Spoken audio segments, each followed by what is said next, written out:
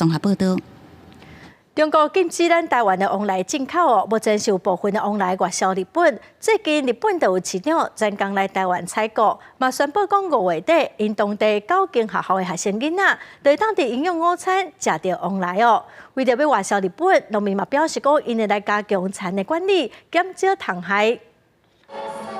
多只个幼摆金针往来有正香的气味，你要出口到日本珠城县日干市9间学校，3360个学生会伫5月17、18中昼顿食到台湾往来。日干市长山口新秋特別来台湾出席記者會，而都講真好食。今回このパイナップルは2度目の昨年に続いて提供をいただけることになりました。到5月12為止的統計，出口到日本的往來已經有12000多噸。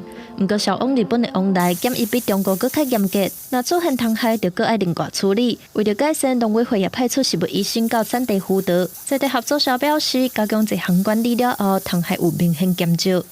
比如说，我们的田间杂草去除，对，然后可以防止那些虫类就是去依附在那个杂草上面，然后也让我们之后的喷药会比较顺，这样。除药啊，更较有效果，有合作社虫害比例为30%减少到3%。农粮署统计，整体卫生上外降到2成。合作社理事主席表示，过去销往中国的往来数量是即马销往日本的3倍，日本是重要的市场，不过需要农民更较努力做好管理，提高往来的品质。